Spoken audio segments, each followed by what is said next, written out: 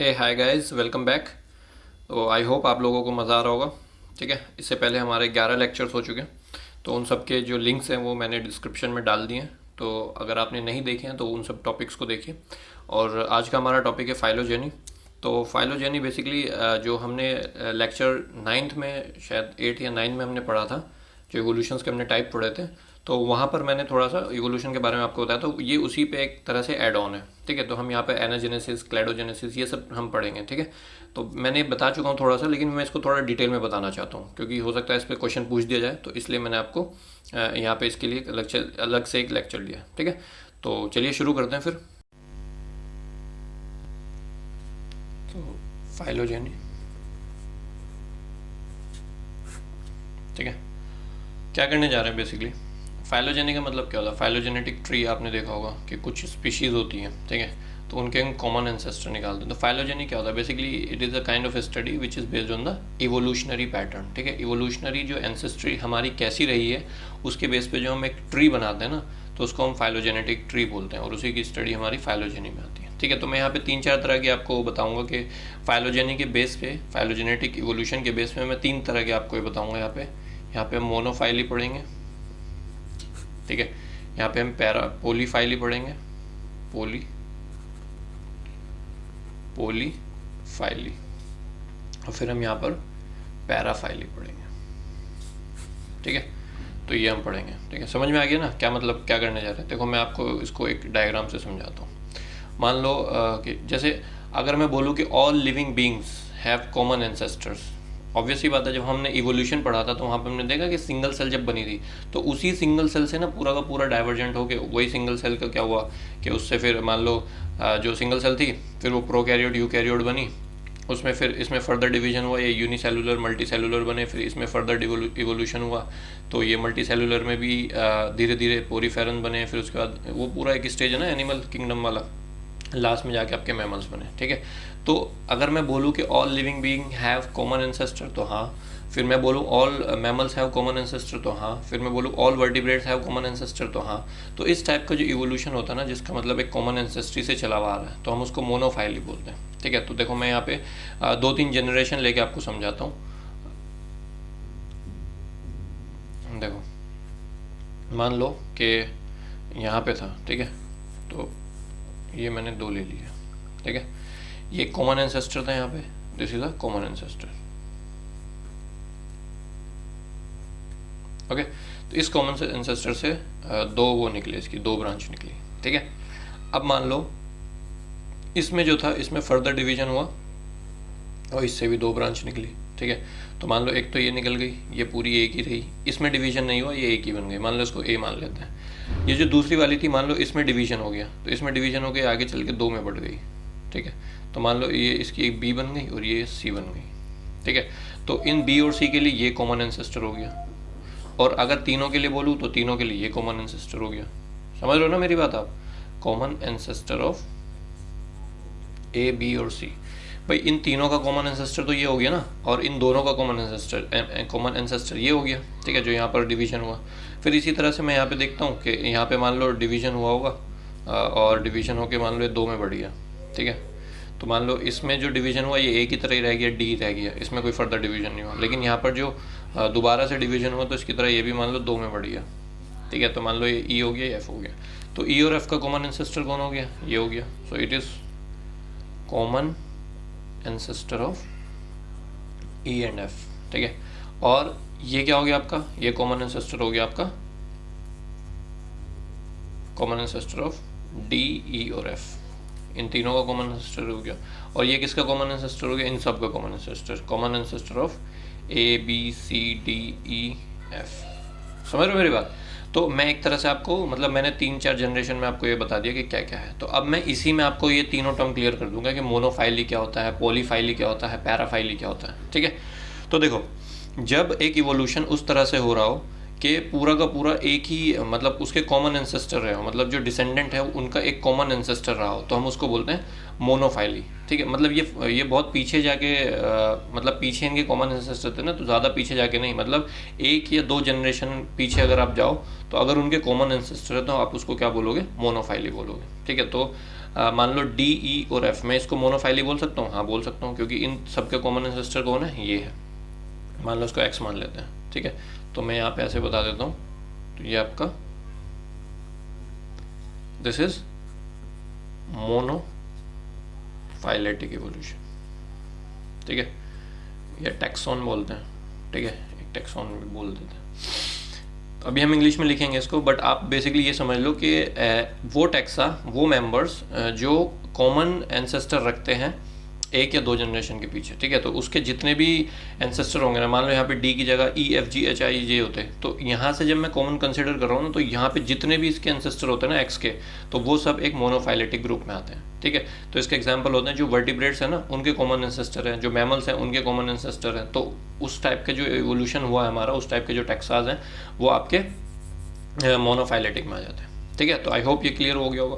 उसके बाद आपका दूसरा है पॉलीफाइली, ठीक है। तो पॉलीफाइली किसको बोलते हैं? पॉलीफाइली हम उसको बोलते हैं कि जिसमें आपके जो डिसेंडेंट्स हैं वो कॉमन एंसेस्टर से नहीं आ रहे हैं, मतलब एक कॉमन एंसेस्टर से नहीं आ रहे, लेकिन एक दो या दो से ज़्यादा एंसेस्टर लीनियज से आ रहे हैं। जैसे मैं आपको बोल सकता हूँ कि बी और सी को देखो, इनका कॉमन एंसेस्टर कौन है? ये मान लो वाई है।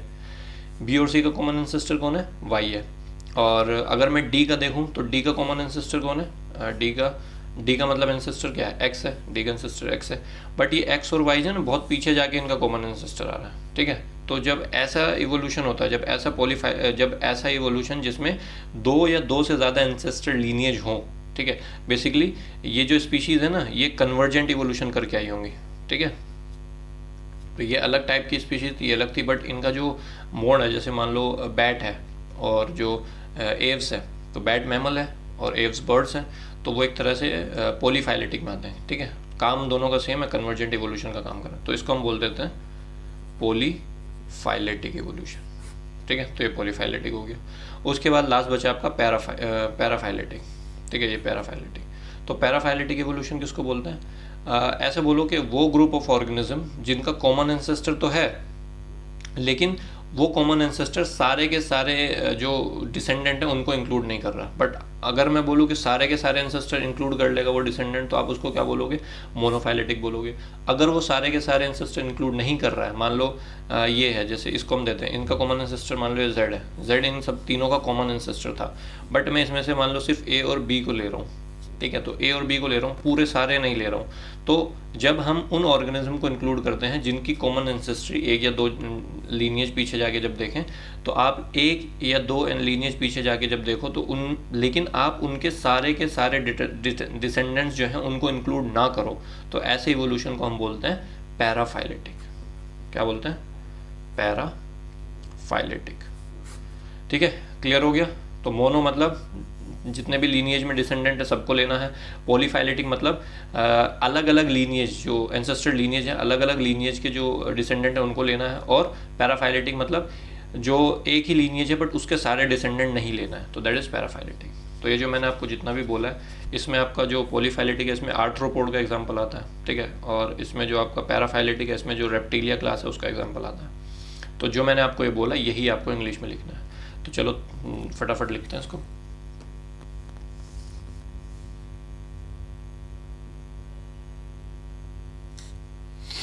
तो लिखो फटाफट, मोनोफाइलेटिक लिखो सबसे पहले, ठीक है। तो लिखो दोज ग्रुप ऑफ मेंबर्स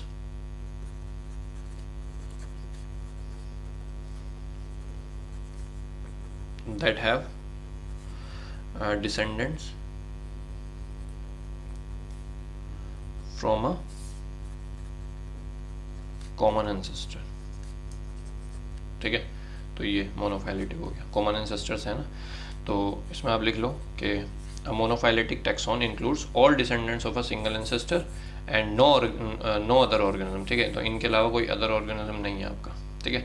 तो नई स्पीशीज जो है वो एक तरह का टेम्पोरल एक्सटेंशन होता है पेरेंटल स्पीशीज का, ठीक है। तो a monophyletic taxon includes all descendants of a single ancestor and no other organism, ठीक है। कोई अदर ऑर्गेनिज्म नहीं होंगे, सिर्फ यही होंगे। तो इसमें मैंने एग्जांपल आपको बोला था कि all vertebrates have a common ancestors. जितने भी वर्टिब्रेट हैं आपके, वर्टिब्रेट मतलब जिसमें वर्टिब्रा होती है, तो उनका कॉमन एंसेस्टर कॉमन रहा है। ये हम उसमें भी पढ़ेंगे, जब हम कोऑर्डिनेट्स पढ़ेंगे ना तो वहाँ पे आएगा। और उसी तरह से all mammals have common ancestor, तो ये भी आप लिख लो। तो वर्टिब्रेट की जगह मैमल्स भी लिख लेना, ठीक है। तो ये 2 एग्जाम्पल आप यहाँ लिख लो। तो दैट इज मोनोफाइलेटिक। अब फटाफट पॉली और पैरा करके इसको आगे बढ़ाते हैं। तो पॉलीफाइलेटिक, ठीक है। तो पॉलीफाइलेटिक में मैंने आपको भी बताया था, बोल चुका हूँ मैं, बस लिख रहा हूँ। When members of a single taxon descend from 2 or more ancestral lineages through divergent or parallel evolution, ठीक है। इसमें आप लिख सकते हो फाइलम आर्थ्रोपोडा, ठीक है। क्यों? क्योंकि इसमें जितने भी ऑर्गेनिज्म है वो कन्वर्जेंट लीनियज से आए हैं, because it consist of convergent lineages, ठीक है। फिर इसी तरह से तीसरा लिख लो पैराफाइलेटिक एवोल्यूशन, ठीक है। तो इसमें लिखो a group of organism that has a common ancestor.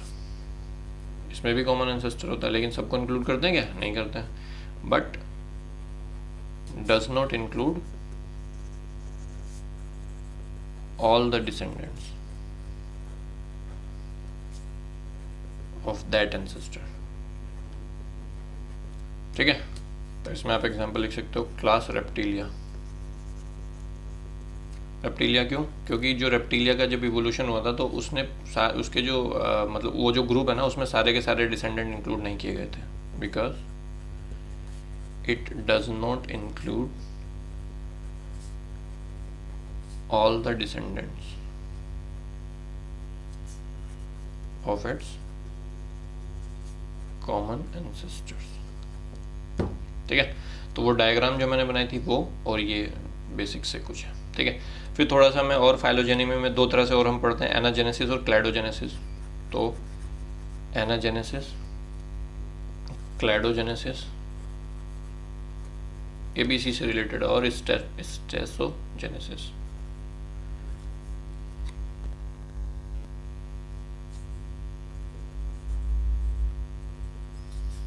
ठीक है। तो एनाजेनेसिस, क्लैडोजेनेसिस और स्टेसोजेनेसिस हम देख लेते हैं इसको भी थोड़ा सा, एबीसी के जैसा है। तो ये हम पहले पढ़ चुके हैं, एनाजेनेसिस और क्लैडोजेनेसिस। तो सिंपल सी लाइन में अगर मैं बोलूँ तो एनाजेनेसिस हमने क्या पढ़ा था पीछे, जो अगर आप थोड़ा सा रिकॉल करो तो आपने एनाजेनेसिस में पढ़ा था जो सीक्वेंशियल चेंज हो रहे हैं ना, वो आपके फर्दर पॉपुलेशन जो लीनिएज है एक पॉपुलेशन के, वो उसी में ऐड ऑन होते जा रहे हैं, ठीक है। मैं इसको एक डायग्राम से बताता हूँ आपको। और जो क्लैडोजेनेसिस है उसमें क्या हो रहा था, स्प्लिट हो जा रहा था, उसमें डाइवर्जेंट इवोल्यूशन हो रहा था। तो डाइवर्जेंट इवोल्यूशन होने की वजह से वो अलग अलग स्पीशीज़ के फॉर्मेशन में हेल्प कर रहा था, ठीक है। तो क्लैडोजेनेसिस जो होता है ना, उसमें क्लेड्स का फॉर्मेशन होता है। क्लेड्स क्या होता है?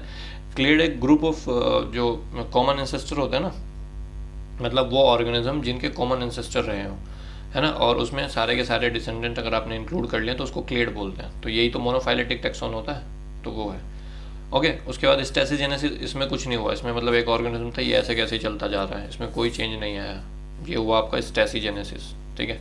और मान लो कि जो क्लैडो था उसमें था एक ऑर्गेनिज्म था, ये चलते चलते इसमें स्प्लिट हो गया, ठीक है, फिर इसमें फर्दर स्प्लिट हो गया, तो ये क्लैडो हो गया, ठीक है। और तीसरा जो हमारा जो मैंने बताया एनाजेनेसिस, इसमें कुछ नहीं हुआ, इसमें मतलब इसमें क्या था, ये तो सीधा सीधा चला, इसमें तो कोई चेंज नहीं है, बट इसमें चेंजेस आएंगे, बट वो नई स्पीशीज़ में कन्वर्ट नहीं होंगे। तो मैं इसको एक डायग्राम से दिखाता हूँ, देखो। तो ऐसे देख लो कि मान लो यहाँ पे कॉमन एंसेस्टर थे, ठीक है। इन कॉमन एंसेस्टर से मान लो एक क्लेड बना, ठीक है, एक टाइप की स्पीशीज़ बनी, और इसी में मान लो कि इसी में ज़्यादा चेंजेस नहीं आ रहे हैं, और इसी में ये ऑर्गेनिज्म जो है यहीं से थोड़े थोड़े चेंजेस होके बन रहे हैं, ठीक है, इसी में थोड़े थोड़े चेंजेस हो रहे हैं, ओके, इसी में चेंजेस हो रहे हैं। तो एक तो ये हो गया। दूसरा आपका मान लो एक और लीनिएज निकला और इसमें स्प्लिट हो गया, ठीक है, इससे एक नई स्पीशीज नया, इससे एक नया बन गया, फिर इसमें फर्दर डिवीजन हुआ, इससे कुछ नया बन गया, है ना। तो इसमें इससे कुछ नया बन गया, ठीक है। तो इसमें बहुत सारा डाइवर्जेंट शो हो रहा है आपका, ठीक है। तो ये एग्जाम्पल हो गया आपका एनाजेनेसिस का, और ये एग्जाम्पल हो गया आपका क्लैडोजेनेसिस का। यहीं पे लिख दो इसको, और अगर मैं यहीं पे ऐसे सीधा एक लिख दूँ ये, तो ये एग्जाम्पल को किसका हो गया, स्टेसिजेनेसिस का, स्टेसिजेनेसिस। और ये किसका हो गया, क्लैडोजेनेसिस, ठीक है, समझ गए। तो एनाजेनेसिस में क्या लिख सकते हो कि जो कैरेक्टर्स है ना उसमें प्रोग्रेसिव चेंज हो रहे हैं, तो वो जो स्पीशीज थी ना मतलब उसी से थोड़ा सा डिफरेंट बन गई, ठीक है। और यहाँ पर तो एक पूरी तरह से डाइवर्जेंट इवोल्यूशन हो रहा था, नई स्पीशीज़ का फॉर्मेशन हो रहा है, और ये over a period of time कुछ चेंजेस होके वो जो पेरेंट्स थे उससे कुछ चेंजेस आ गए इसमें। तो एक तरह का सीक्वेंशियल इवोल्यूशन आपको देखने को मिल रहा है, ठीक है। तो ये बहुत लंबे टाइम में जाके अगर स्पेसिएशन होना होता तो बहुत लंबे टाइम में जाके होता है, बहुत लंबे टाइम में, और इसमें तो फटाफट हो जाता है क्योंकि ये डाइवर्जेंट है। तो बस यही लिखना आपको, तो लिख लो फटाफट से क्या, पहले एक यहाँ पे लिख लो, एक साइंटिस्ट का नाम लिख दो, रेंच, RENSCH, रेंच। रेंच ने 1954 में क्या करा, इसने ये 3 टर्म यूज़ करे, ठीक है, उसी ने 3 टर्म दिया था और उसी को हम यूज़ कर रहे हैं डिफरेंट टाइप ऑफ इवोल्यूशन को पढ़ने के लिए, ठीक है। तो Rensch in 1954 used these terms, ये जो हम 3 टर्म लिखे ना भैया, these terms to differentiate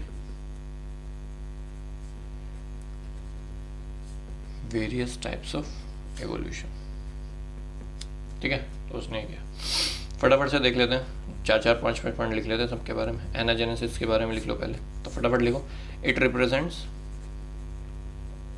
represents progressive change in the character of a lineage through time, ठीक है। तो प्रोग्रेसिव चेंज हो रहे हैं एक ही उसमें टाइम के साथ, ठीक है। और इसकी वजह से क्या हो रहा है, इसकी वजह से लीनियर सक्सेशन हो रहा है, और एक उसी स्पीशीज में हो रहा है, ठीक है। तो लिख लो, it results in linear succession of lineages through time, ठीक है, या और succession of one species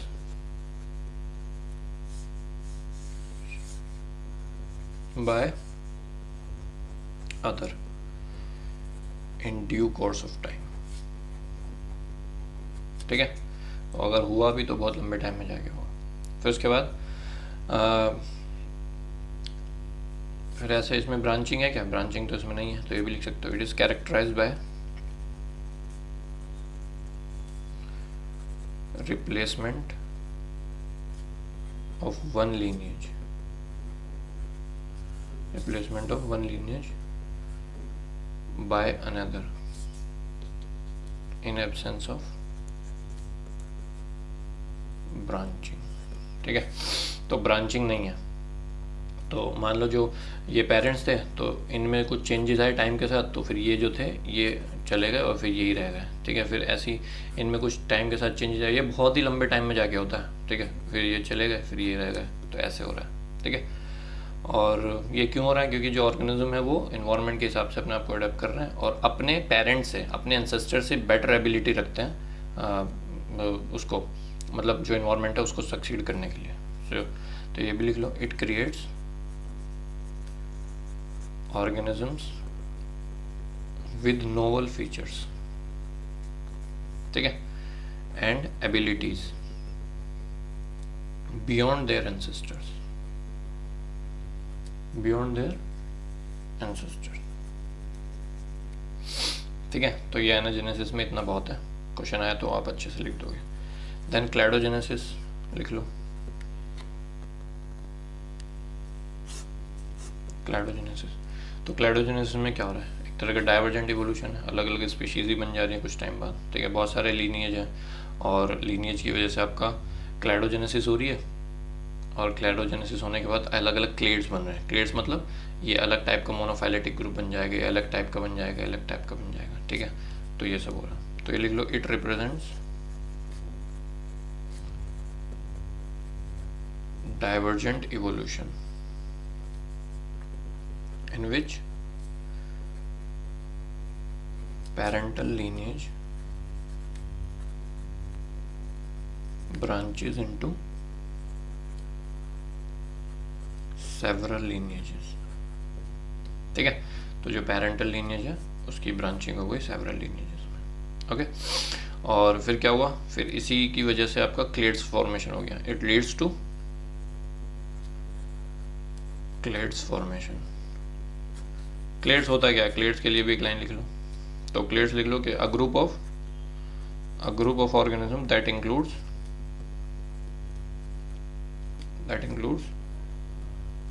common ancestors and all it's descendants, ठीक है। और इसी को हम क्या बोलते हैं, पीछे हम पढ़ के हैं ना, कॉमन एंसेस्टर होंगे और सारे के सारे डिसेंडेंट्स को इंक्लूड कर लेंगे तो मोनोफाइलेटिक टैक्सॉन में आ जाएगा, ठीक है। तो ऐसा टैक्सॉन जहाँ पे ये हो जाएगा। अब जो ये क्लेड्स हैं, जो क्लेड्स का फॉर्मेशन हो रहा है, अलग अलग टाइप के क्लेड्स बन रहे हैं और डाइवर्जेंट इवोल्यूशन की वजह से। अब ये जो क्लेड्स हैं इनको हमने और फर्दर क्लासीफाई करा है, ठीक है। तो 2-3 तरह के मैं क्लेड्स का क्लासिफिकेशन बताता हूँ। ये कैरेक्टर के बेस पे हमने करा कि जैसे जैसे कैरेक्टर क्लेड्स में डेवलप होंगे उसी हिसाब से उनको हमने डिवाइड कर दिया। जैसे मैं बताऊँगा एपोमॉर्फिक, प्लीजोमॉर्फिक और सिनमॉर्फी, ये मैं बताता हूँ। तो ये है, तो जो क्लैड्स हैं उनके कैरेक्टर जो आपने क्लासीफाई किए हैं वो मैं 3 तरह से आपको बता देता हूँ कि कैसे कैसे देखो। एक होता है एपोमॉर्फिक। एपोमॉर्फिक क्या होता है कि वो कैरेक्टर्स जो ड्राइव हुए हों इवोल्यूशन के द्वारा, ठीक है। तो इसलिए हम उनको ड्राइव कैरेक्टर बोलते हैं। जैसे मैं इसमें एग्जांपल आपको बता देता हूँ कि जैसे आप ये देखो कि जो वर्टिब्रेट्स हैं, अब वर्टिब्रेट्स में क्या हुआ कि जैसे जैसे वर्टिब्रेट्स का इवोल्यूशन होता गया कि पहले एम्फीबियंस थे, पहले फिशेस थे, fishes amphibian, reptilia, then mammals, ठीक है। तो आप मैमल्स का एग्जांपल ले सकते हो कि मैमल्स में क्या हुआ कि जो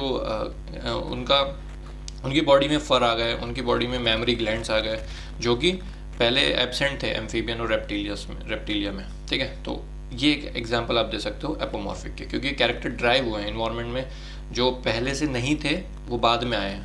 तो that is an example of apomorphic. तो आप यहाँ पे लिख लो फर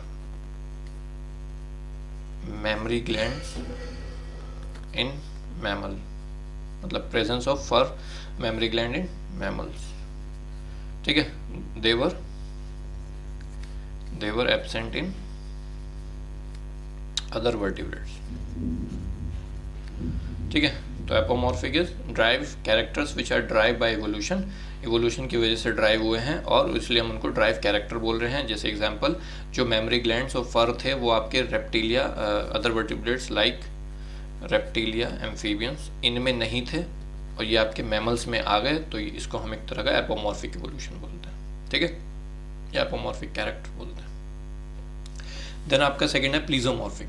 प्लीजियोमॉर्फिक में आपका क्या है कि कैरेक्टर्स, वो कैरेक्टर्स जो उनके एंसेस्टर में भी प्रेजेंट है वो एज इट इज अभी तक चले आ रहे हैं, ठीक है। तो वो कैरेक्टर्स में इसमें आप एग्जांपल लिख सकते हो, इसमें आप एग्जांपल दे दो क्या, जैसे मान लो रेप्टिलिया है या एम्फीबियंस है, तो उनके अंदर बॉडी टेम्परेचर रेगुलेट करने का मैकेनिज्म नहीं है, तो वो उनके एंसेस्टर में भी नहीं था, वो एज इट इज अभी तक चला आ रहा है, ठीक है। तो इसलिए that is an example of plesiomorphic. तो आप लिख लो कि reptiles are exothermic, that is they do not maintain body temperature, ठीक है। तो ये आपका हो गया प्लीजियोमॉर्फिक में, मतलब उनके एंसेस्टर भी ऐसे ही थे, ये भी ऐसे ही हैं, ठीक है। तो इसमें कोई चेंज नहीं आया, तो इसलिए characters which are shared with the ancestral species, ठीक है। देन उसके बाद आता है साइनेपोमॉर्फिक। साइनेपोमॉर्फिक में मैंने क्या लिखा, मैंने लिखा कैरेक्टर्स पोजेस्ड बाय 2 और मोर रिलेटेड लीनिएजेस, ठीक है।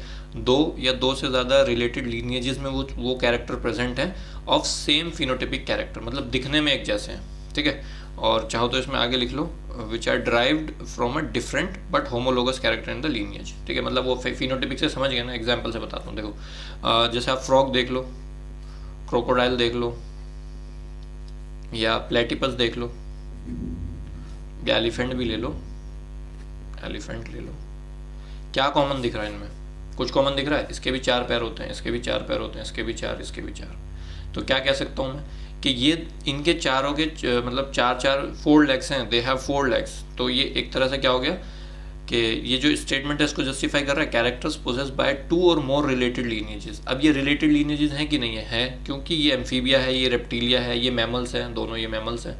तो इनका जो एंसेस्टर लीनिएज है वो आपका अलग अलग है, लेकिन इनके फिनोटिपिक कैरेक्टर सेम है, मतलब दिखने में ये एक जैसे हैं। तो that is why it is an example of synapomorphic, मतलब वो कैरेक्टर्स जो अलग अलग लीनिएज, जो 2 या 2 से ज़्यादा रिलेटेड लीनिएज होती हैं, ठीक है, उनमें पाए जाते हैं। तो उनको दिखने में वो एक जैसे होते हैं, that is why they are phenotypic character, या होमोलोगस ऑर्गन्स भी बोलते हैं इनको, homologous organ. These are an example of homologous organ. Then उसके बाद आपका आता है स्टेसिजेनेसिस।